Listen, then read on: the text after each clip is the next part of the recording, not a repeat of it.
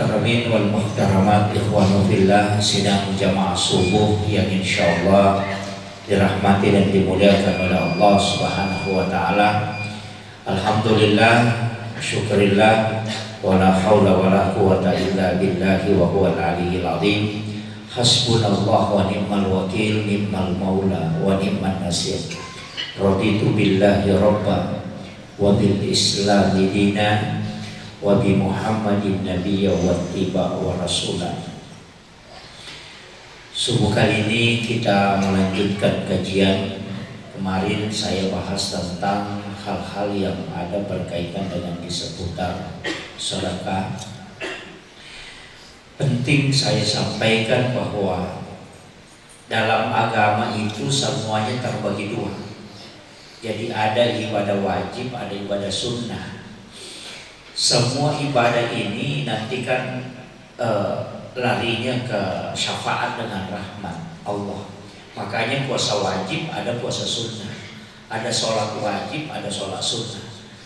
Haji itu wajib, umrah sunnahnya. Zakat itu wajib, ada sedekah yang menjadi sunnah. Syahadat itu wajib, ada sholawat yang menjadi sunnah. Jadi itu semua ada turunannya. Jadi ibadah itu kalau wajibnya ya rahmat, kalau sunnahnya itu syafaat. Makanya ibadah sunnah ini yang sebenarnya kita harus hati-hati.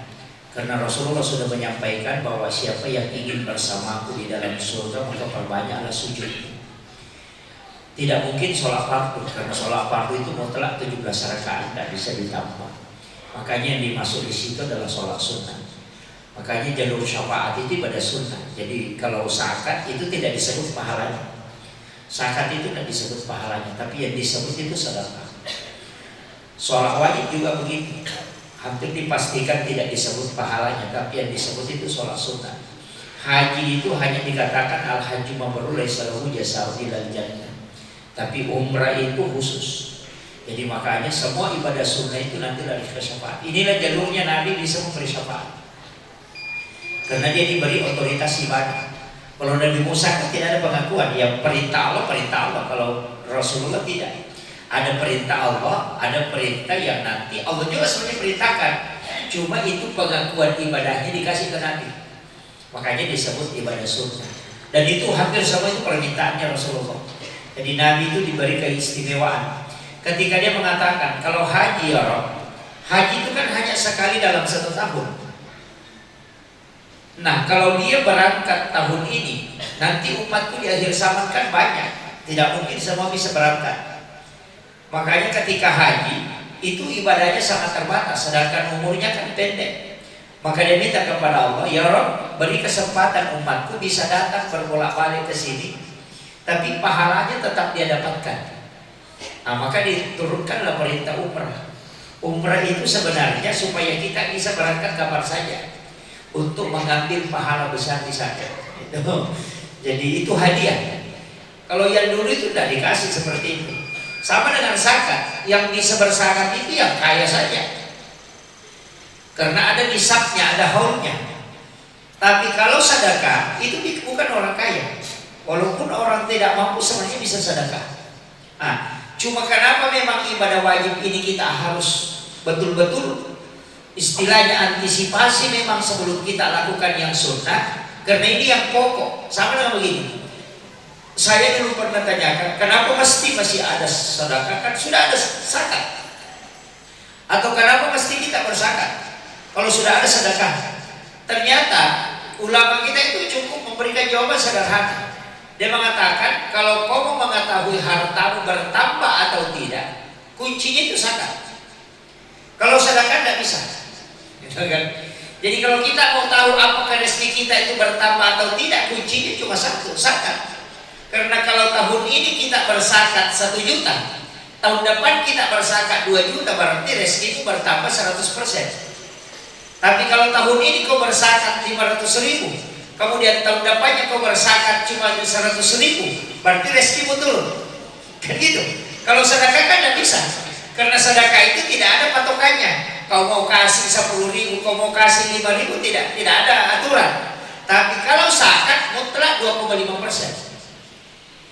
Makanya Pak Pak Yusuf Kala itu ketika saya sempat sama Pak Aksa Mahmud, itu dia mengatakan saya itu hanya menghitung, bukan menghitung hartanya, tapi menghitung zakatnya.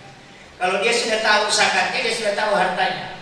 Jadi tidak usah hitung yang banyak itu, hitung saja 2,5%. Itu kan gitu. Jadi sebenarnya dalam kehidupan ini kita itu ingin dikasih tahu bahwa ini rezekimu bertambah, karena banyak orang kelihatannya rezekinya banyak, tapi sebenarnya tidak, karena itu utang semua. Gitu. Sebenarnya dia tidak banyak rezeki, tapi dia banyak tanggungan. Nah, makanya zakat itu nanti bersih baru dikeluarkan. Jadi ini penting saya sampaikan, karena kalau kita tidak berzakat, itu batal. Makanya kenapa perintah itu aqimi shalah wa atuz zakat. Jadi itu berdampingan, dirikan sholat dan tunaikan zakat. Itu kan dari kata ata, itu disuruh mengeluarkan. Sebenarnya kalau kita orang bayar zakat itu, yang berterima kasih itu adalah yang memberi zakat, jangan yang menerima. Biasa kan sebaliknya kan, kalau kita kasih zakat ke orang langsung yang terima itu, oh terima kasih banyak Pak. Mestinya yang terima kasih itu yang memberi, bukan yang menerima. Yang memberi itu berterima kasih, yang menerima itu mendoakan. Kenapa mesti berterima kasih yang memberi itu? Karena orang miskin kalau dia tidak terima zakat, dia tidak berdosa. Tapi kalau kita tidak keluarkan zakat, orang miskin tidak terima, kita berdosa. Itu kan gitu. Jadi sebenarnya jangan berterima kasih kepada kita, kalau hakikatnya ya, hakikat kalau tasawufnya, jangan yang berterima kasih dia menerima, tapi mestinya Bapak yang keluarkan zakat ketika bayar zakat dan orang terima, berterima kasihlah ke orang itu, karena gara-gara dia kita tidak berdosa. Kan gitu. Kalau zakat tidak diambil orang Pak, kita akan disiksa, dan itu dibakar dengan harta. Kalau makanya harta itu kalau senisab, ya kena zakat. Makanya hati-hati. Pedagang di sini kan banyak. Oh itu batal. Jadi sebenarnya segala sesuatu itu mesti ada yang dikeluarkan. Makanya zakat itu sebenarnya bertambah. Jadi saya punya mursyid itu dikasih tahu, kalau kau bayar zakat, nah potong tangan saya kalau tidak ada rezeki. Yang penting kau jujur dalam kalau bermuamalah, kalau berdagang. Yang penting jujur. Potong tangan saya katanya kalau tidak, Allah tidak naikkan. Karena memang zakat itu di situ. Dan makanya saya kasih tahu jamaah yang ada di sini, satu kuncinya. Kalau kita selama ini belum tahu betul zakat kita, makanya mulai tahun ini, mulai Ramadan, itu paling enak kalau kita hitung zakat di Ramadan. Karena nanti Ramadan tahun depan kena lagi ke 1 tahun. Nah begitu. Makanya ambil barakahnya. Bisa juga dikeluarkan setiap bulan. Kayak PNS, kayak pegawai kan, terima gaji langsung keluarkan 2,5%. Tapi tidak usah disalurkan dulu, keluarkan aja. Jadi ambil zakat itu, bukakan rekening khusus, kasih masuk di situ.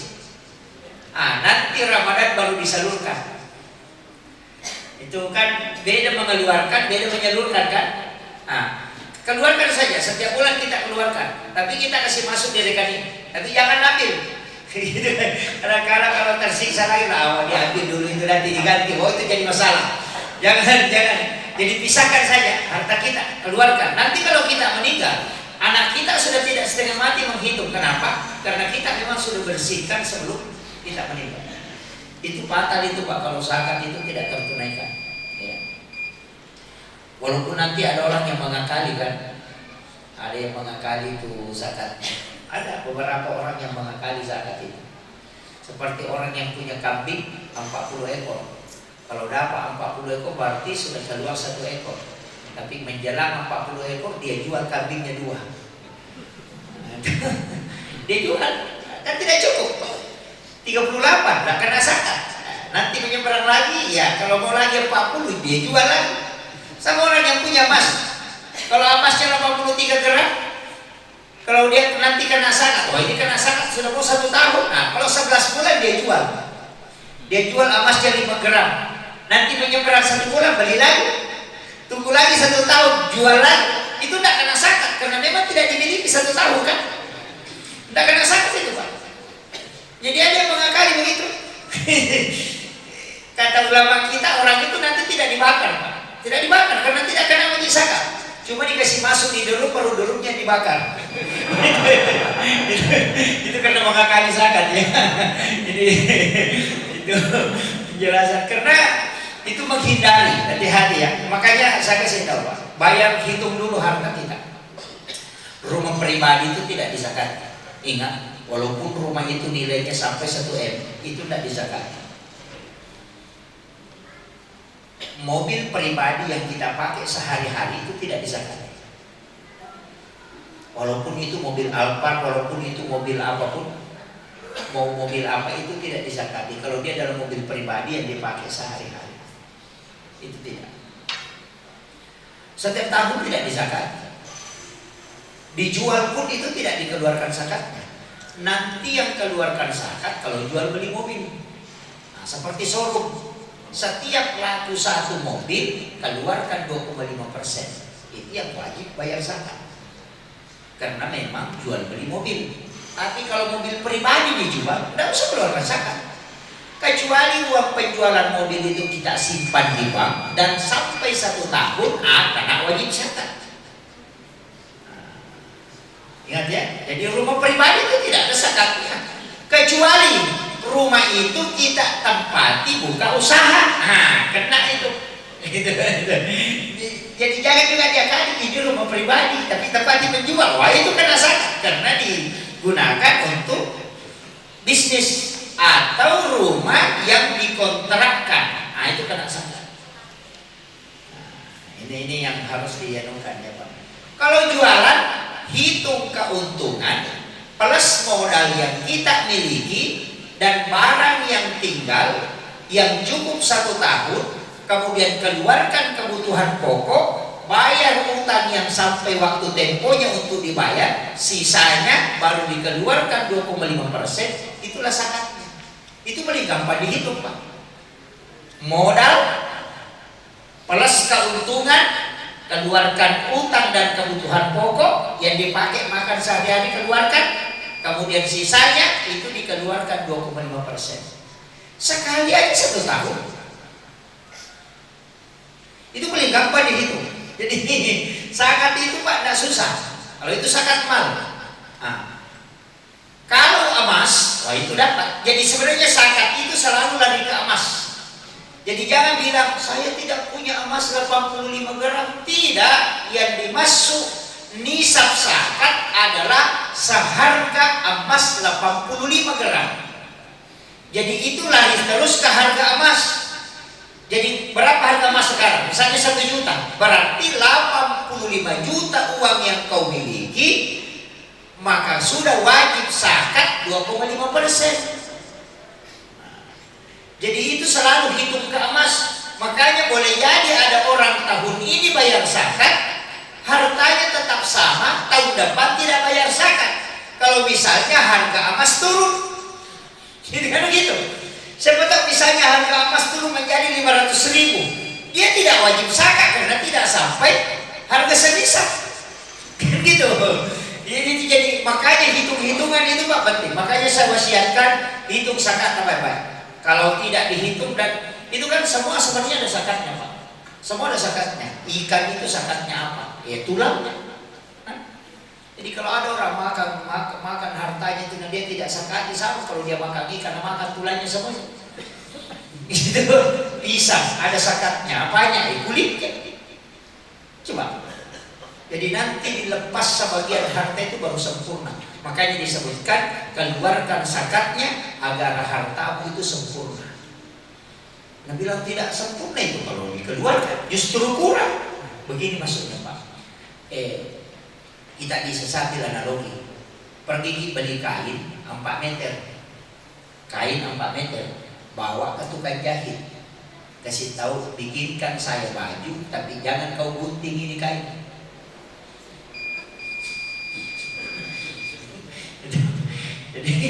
Jadi ini kain, bikinkan saya baju atau bikinkan saya celana, tapi jangan ada yang kau buang ini kain, jangan ada yang kau kurangi. 4 hari kita kembali, insya Allah jadi selimut itu, bukan jadi baju. Karena mesti dibuat sebagian baru bisa jadi baju. Begitu juga sebenarnya harta, nanti sempurna ketika ada yang keluarkan.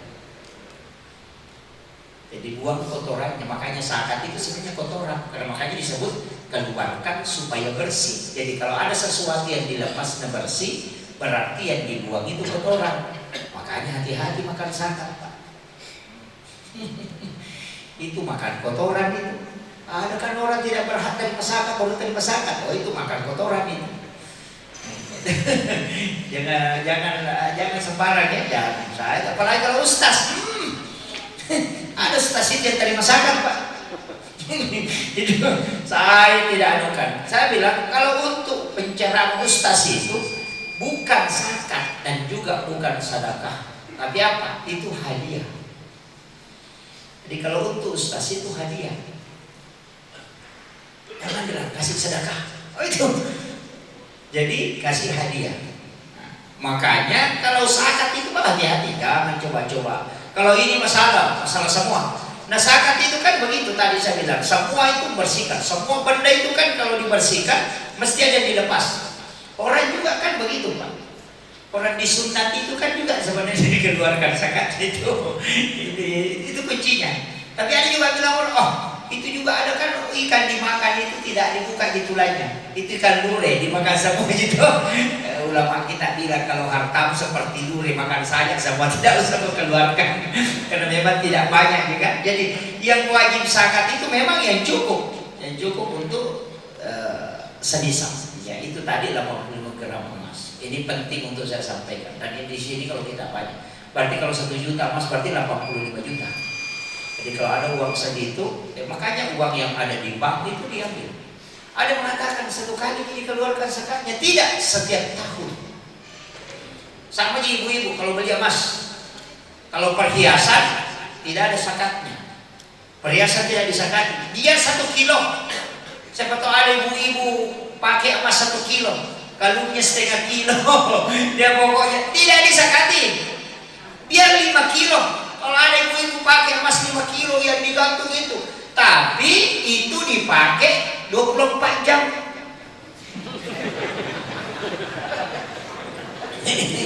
Itu dipakai terus. Makanya disebut perhiasan. Sebenarnya perhiasan wanita itu tidak ada yang nampak. Semua sembunyi. Anting itu sembunyi, kalung itu sembunyi, gelang itu sembunyi. Yang kelihatan itu cuma cincin. Semua sembunyi itu, Pak. Cuma sekarang perempuan emasnya di luar. Jadi itu yang perhiasan normal. Tapi kalau kita beli emas dengan niat mengatakan bahwa nanti kalau harga emas melonjak saya akan jual, berarti itu bukan perhiasan, tapi itu aset namanya. Aset itu harus disakati, dan itu disakati setiap tahun. Kalau ibu-ibu beli kalung, beli gelang, beli ini, baru disimpan. Nanti ada pengantin baru dipakai, itu dihitung. Mana lebih sering dipakai atau tidak? Kalau hanya ada pengantin baru dipakai, berarti 1 kali 1 minggu. Ah itu tetap disakati karena dia bukan perhiasan, dia barang simpanan namanya. Ini penting bubu ya. Makanya itu emas tahu yang banyak, tidak usah dikumpul-kumpul itu sampai sih gitu. Masa ada tempel sini, ada tempel masih pakai emas kalau pergi pengantin begini tak. Ditanya bilang lewat mana ibu, bilang lewat sana. Tidak usah ya. Jangan terlalu banyak. Saya sering mengatakan begini, Pak. Dunia ini kan masyaratul akhirah. Tetap kita mesti ada harta, ada kita sisihkan. Nanti jangan meninggalkan tanpa meninggalkan harta ke anak-anak kita. Itu bahaya juga. Tapi saya ingin sampaikan bahwa harta yang sesungguhnya yang kita miliki adalah yang kita sudah sedekahkan. Itu yang kita miliki. Karena harta yang kita tinggalkan itu adalah akan diperebutkan orang. Dan ketahuilah bahwa seandainya orang tahu bagaimana susahnya kalau di hari kemudian, maka dia tidak akan mengumpul-ngumpul hartanya di dunia. Banyak ibu-ibu yang punya emas sampai siku ya hati-hati, karena kalau meninggal itu pasti istri kedua yang pakai. Iyalah. Suami kita pasti menikah kalau kita meninggal. Hidup kita saja mau menikah, apalagi kalau meninggal. Coba tanya. Iya, biar bagaimana sayangnya, coba tanya. Kalau nanti pulang ke rumah tanya suami, Pak, kira-kira kalau saya meninggal, kita menikah lagi Kak? Pasti cuma dia bilang, nanti dilihat. Begitu aja. Tidak. Paling nanti dilihat. Padahal dalam hatinya ya pasti menikah. Itu kan? Iya. Tidak ada bagaimanapun sayangnya orang kepada istrinya. Kalau dia meninggal, tidak ada mau minta kasih bermalam sampai malam. Seandainya kita tahu, ini catatan, seandainya kita tahu bagaimana cepatnya orang melupakan kita ketika kita wafat, maka tidak ada ucapan orang yang mempengaruhi kita. Ya, hari ini mungkin menangis, besok menangis, lusa tidak akan menangis. Sungguh bersyukur kita ketika di hari kematian masih ada orang yang menangis. Tapi sampai kapan orang menangisi kita? Palingan 1 hari, 2 hari dia akan lupa. Pejabat yang punya jabatan itu sebelum dimakamkan sudah ada yang menggantikan. Makanya jangan bangga dengan itu. Kita di alam kubur akan ditanya oleh malaikat, keluarga dia tidak akan pernah datang. Saya ingin tanya apa? Anak-anak kita kalau kita harapkan, orang Bugis itu punya falsafah begini, wija-wijamu murano nggak putih ciwani, taulannya murano nggak putih rapat. Artinya ketika anakmu yang kau harapkan itu masih belum sempurna, apalagi orang lain. Kau beli bola atau mintaran orang pergi. Iya bina micau kau karena Cina. Iya. Ini di saat kita hidup. Ketika kita meninggal itu tidak ada. Anak kita jangan mengatakan bahwa dia mendoakan. Bersyukur kita ketika dia masih bisa mendoakan. Hidup saja dia lupakan kita. Kita kirim ke Makassar kuliah. Kapan dia menelpon? Nanti habis uang. Iya. Ketika kirim uang cuma SMS itu sudah sampai di kiriman. Tidak pernah bertanya siap mungkin kata Pak bagaimana sudah mungkin makan atau tidak pernah. Jelas ini kita masih hidup. Apalagi sudah meninggal. Tidak usah anak kita, terlalu jauh kalau anak kita. Yang kita hadir di sini saja saya mau tanya, berapa kali kita menziarahi makam orang tua kita yang sudah meninggal dalam 1 tahun? Palingan 2-1 kali. Kita saja yang paham agama yang masih sholat itu hanya 1-2 kali datang ziarah. Apalagi anak-anak kita yang melupa.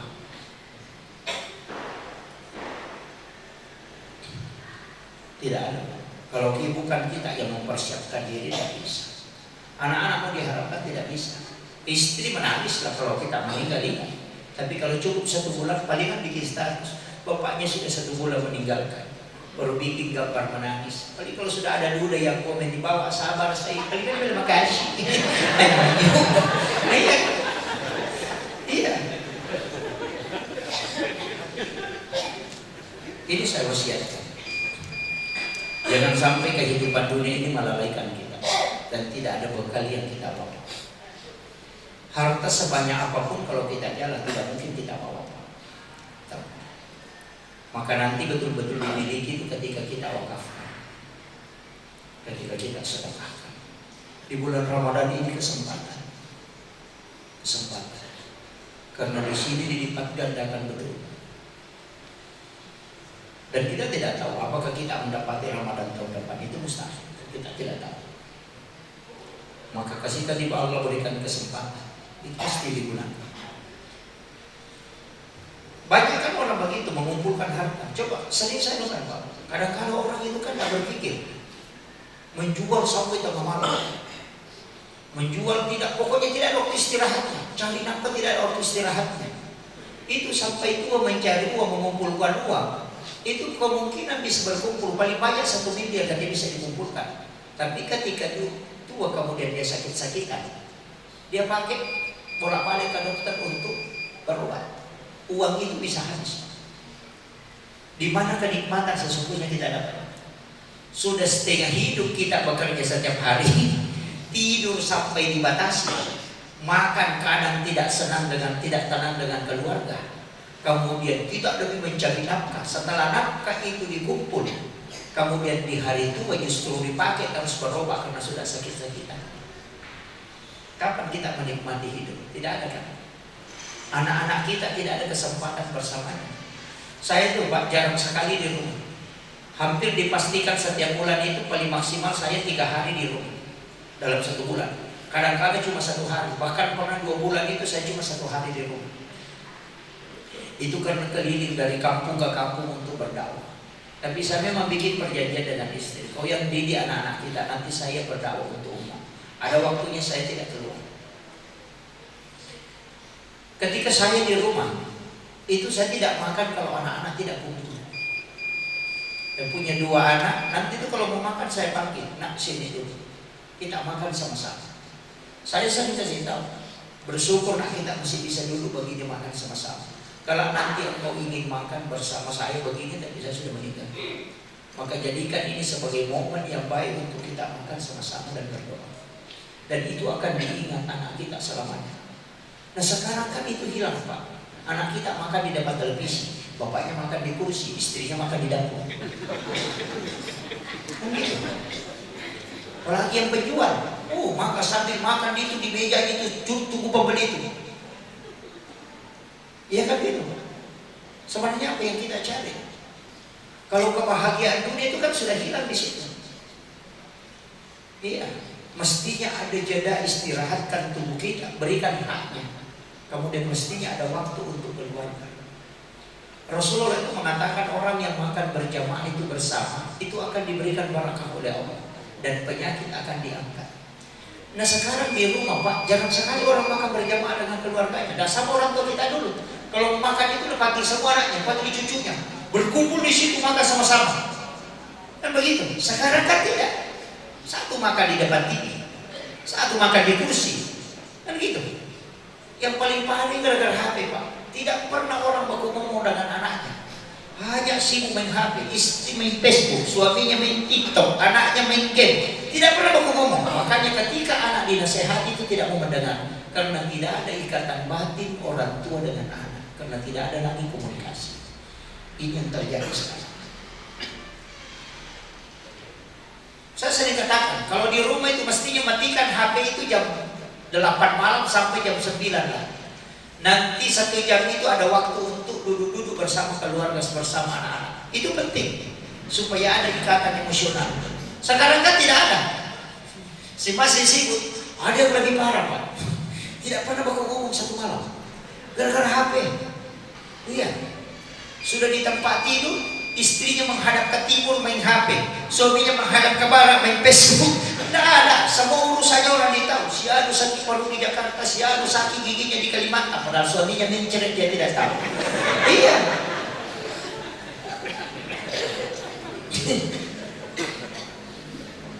Karena semua urusannya orang yang diurus. Sekarang kan begitu. Jadi bukan urusan kita diurus, keluarga itu hilang arah. Ini makanya berkah dalam rumah tangga itu dicabut. Jadi saya kembali persiapkan amal kita, persiapkan. Harta yang kita tinggalkan itu akan ditanya. Kalau anak-anak kita berkelahi nanti kalau kita meninggal, fatal. Masa kita yang cari setengah mati, baru dikumpul, baru kita meninggal, anak bertengkar di belakang, kita yang disiksa di dalam kubur, jam-jam mati. Iya kan? Coba pikirkan itu. Nah kita tidak hidup selamanya. Seandainya kita tahu patokan umur kita, saya masih hidup 80 tahun, ya oke lah, bisa kita kumpul nikmatin. Tapi karena kita tidak tahu, setiap waktu itu mengintai kematian. Malakul maut itu tidak mengatakan tunggu dulu, tidak bisa. Makanya gunakan kesempatan selama masih Allah kasih. Itu aja kuncinya. Dan saya sering sampaikan, orang yang bersedekah itu tidak akan pernah rugi. Karena Allah memang janjikan menjadilah hasanati kalau seorang salih. Kalau kau kasih saya 1, saya akan kasih kau 10. Kan itu kuncinya. Bahkan kalau infak itu masalul ladzina yunfiquna amwalahum fi sabilillah kamathali habatin ambatat sab'a sanabila fi kulli sunbulatin mi'atu habba. Itu seperti orang menanam padi. Itu Al-Quran itu mengambil perumpamaan tanaman. Makanya saya sering kasih tahu petani itu, jangan kau coba ya lalu mendareke-reke kau pak galung. Iya, jangan selalu mengeluh. Karena kenapa? Sebenarnya Allah sudah lipat gandakan itu yang kau lakukan. Dia sudah bilang tidak banyak rezeki tahun ini. Berapa memang kau kasih turun? Nabi bilang 1 ember, berapa kali kau dapat? Nabi bilang 5 kali, banyak itu. 1 ember kau kasih turun dan 5 karung kau dapat. Seandainya 5 karung kau kasih turun baru 1 ember kau dapat, baru bisa kau mengeluh. Kasih paten di dapur, mau kau galungin apa 5 karung itu 5 derik, atau di bentong tidak suka. Kan begitu Pak. Karena kita kali ini tidak bersyukur. Dan saya kasih tahu, kenapa padi itu disebut tanaman yang barakah? Karena dia tidak akan habis. Dia tidak akan habis. Coba, jarang orang menghitung itu. Kenapa? Padi ini kan 6 bulan sekali. 6 bulan sekali kan?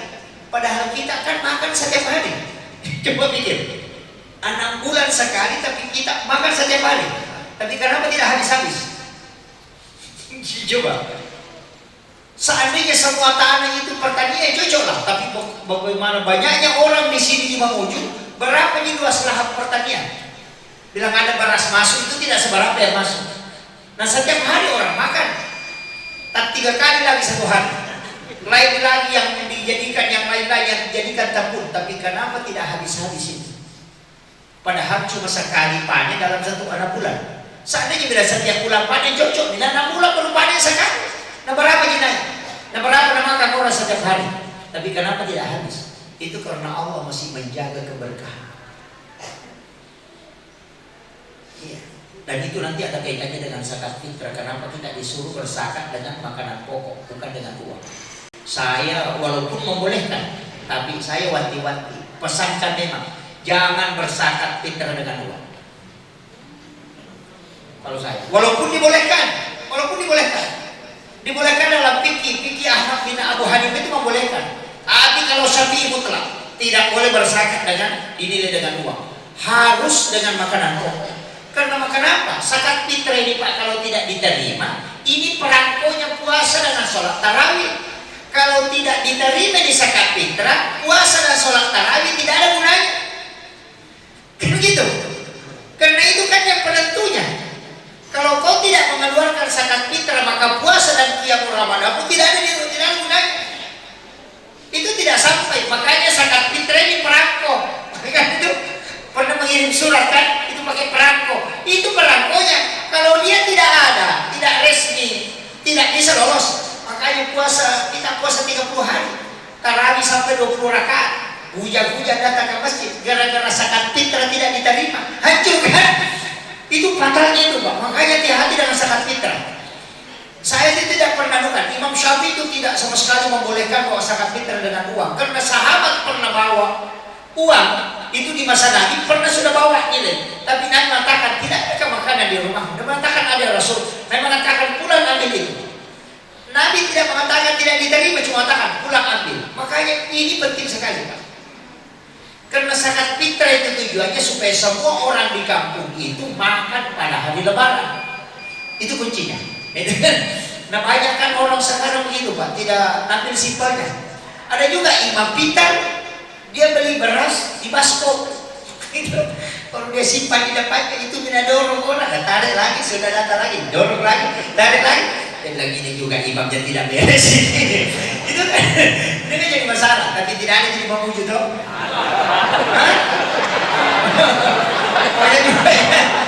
Wah itu jadi masalah. Nah iya. ini fatal ini kalau tidak orang anu.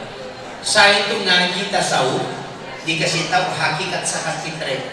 Sebenarnya zakat fitrah itu kan menutupi semua lubang. Telapak tangan, mata, telinga, kemudian ini, kemudian di bagian bawah. Itu kalau diliter itu pas. Dan kalau ada orang, saya kasih tahu, orang berzakat fitrah dengan makanan pokok, lihat, kalau dia ambil makanannya, dia angkat liternya itu pasti di bawah liternya itu tertutup. Tapi kalau dia berzakat dengan uang, ketika dia angkat liternya, kalau dia sudah ambil beras di tempat berasnya itu berlubang terus. Makanya orang yang berzakat dalam tasawuf, orang yang berzakat fitrah dengan makanan pokok itu tidak akan cepat habis makanannya. Dia kalau dia beli beras bisa sampai 1 bulan itu sudah habis. Tapi kalau dia berzakat fitrah dengan uang, dia cukup setengah bulan itu akan habis. Itu hakikatnya. Makanya ulama tasawuf mengatakan zakat fitrah dengan makanan pokok itu menutupi kekurangan, disebut barakah. Jadi ketika litermu kau angkat, Allah akan tambahkan barakah dari bawah sehingga tertutup tempat pengambilannya. Itu hakikatnya kenapa zakat fitrah itu disebut menutupi lubang. Tapi kalau mau zakat fitrah dengan uang silahkan, ada ulama yang membolehkan, silahkan. Tapi kalau dia tidak diterima, Allah puasa dengan tarawih tidak dibolehkan. Itu aja. Jadi saya kan sederhananya kan kalau ada membolehkan. Itu kalau Syafi'i itu mutlak tidak boleh. Nanti kan ada sok itu kita akan bahas itu nanti. Soknya Imam Syafi'i dengan soknya Imam Abu Hanifah itu beda. Makanya kalau orang bayar uang mestinya itu dipakai 5 liter. Bukan 2,5 kg. Mestinya 5 liter karena soknya Abu Hanifah dengan soknya Mutasyabi itu tidak sama. Kalau fikihnya kan karena yang membolehkan bayar zakat fitrah dengan uang itu Imam Abu Hanifah. Jadi boleh dinilai dengan uang, tapi sahnya itu adalah 5 liter. Itu kan. Jadi ikuti itu, bayar zakat fitrah dengan uang, lari ke mazhabnya Abu Hanifah. Abu Hanifah itu pakai satu sak itu 5 liter, 4,8 liter lah. Makanya disebut 5 liter lebih aman. Kalau kita 3 lebih kan? Iya, 2,5 kg. Ah, itu paling aman. Ada yang pakai ikut mazhab Syafi'i, jumlahnya baru pengeluarannya ikut Abu Hanifah. Itu namanya mencampur mazhab kan? Makanya kalau saya lebih aman pakai beras. Lebih aman. Ini yang saya wanti-wanti memang lebih awal. Karena banyak orang kan tidak pakai uang. Kemudian kalau uang itu Pak juga jadi masalah biasanya di kampung saya, bukan di Mamuju. Kadang-kadang itu zakat fitrah imam dianggap itu sebagai gajinya. Iya, sehingga dia tidak salurkan. Itu kan jadi masalah juga itu. Iya, orang yang mengambil zakat itu hanya 1/6 bagiannya. Serahkan itu, jangan ambil. Ini yang bahaya. Tapi tidak kalau di Mamuju di kampung saya banyak. Iya, hati-hati. Saya wanti-wanti betul itu, hati-hati. Saya sering sampaikan ke imam petugas syariat, hati-hati. Itulah yang banyak tersiksa karena ketidaktahuan kita.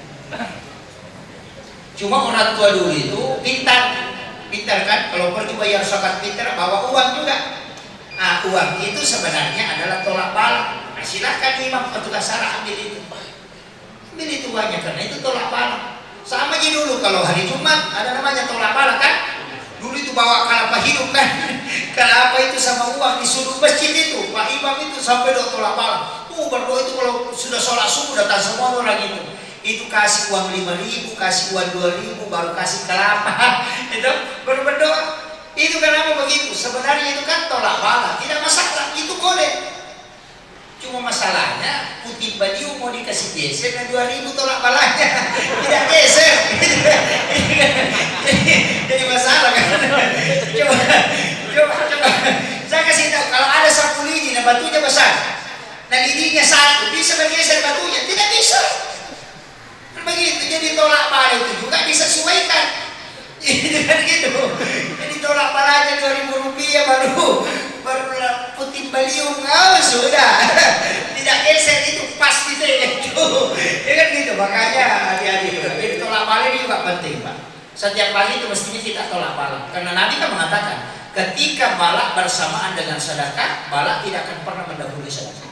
Itu kelebihannya kenapa kita disuruh sedekah di waktu subuh supaya selamat sampai sore. Kan itu tujuannya.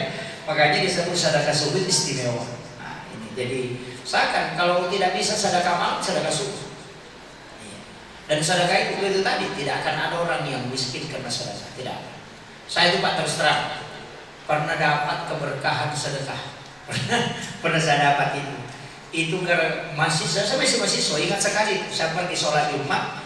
Jadi itu uang, ada uang 2.000, ada uang 50.000. Jadi itu uang 50.000 saya simpan di saku.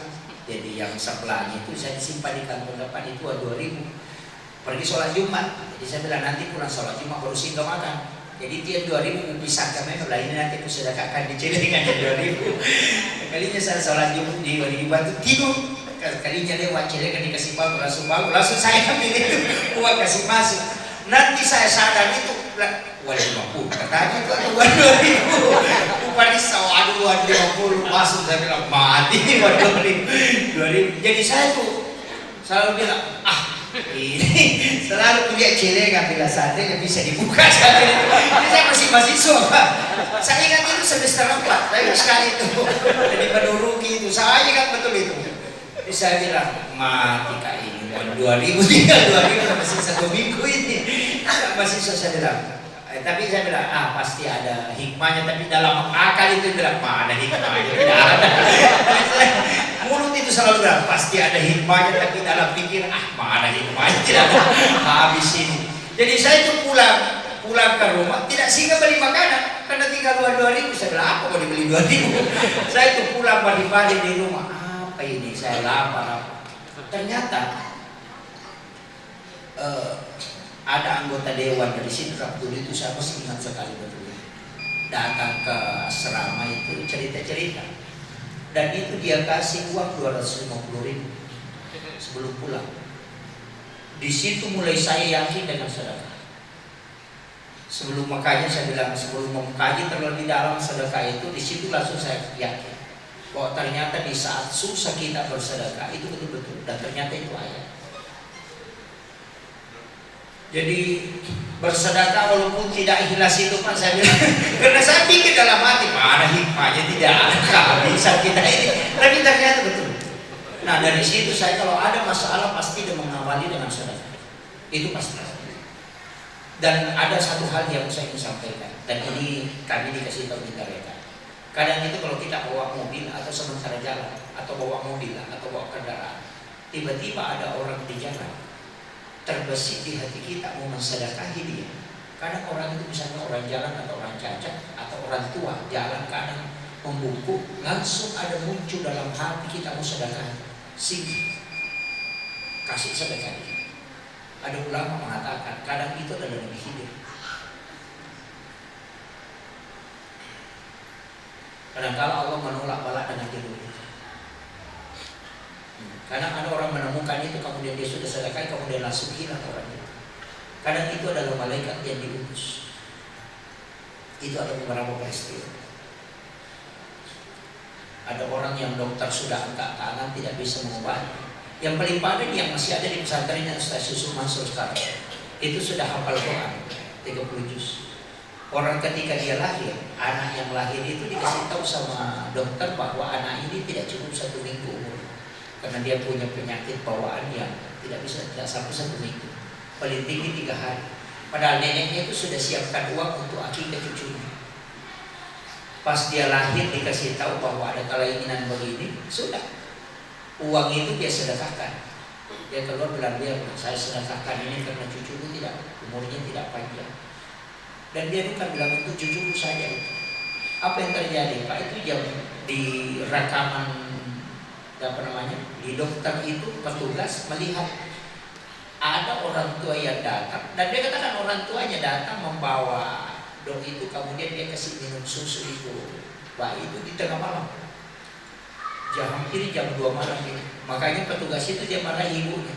Dia bilang kalau mau kasih ASI ke anaknya jangan berangkat malam-malam. Kita dia khawatirkan kalau tengah malam begitu tidak aman.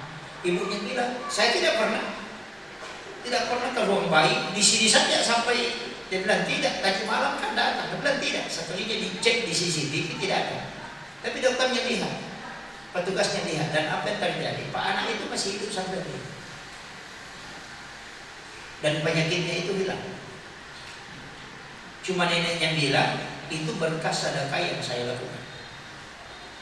Jadi sebenarnya kenapa Nabi mengatakan daun mardaku bisa sedekah obati penyakitmu dengan sedekah, itu benar. Tapi memang harus disesuaikan penyakit. Kalau penyakit kanker baru sedekahnya 5.000 tidak sampai. Begitu. Ini kan jadi masalah karena kita juga tidak bisa. Maka belilah penyakit itu dengan sedekah. Kan begitu. Itu. Jadi penting saya usia.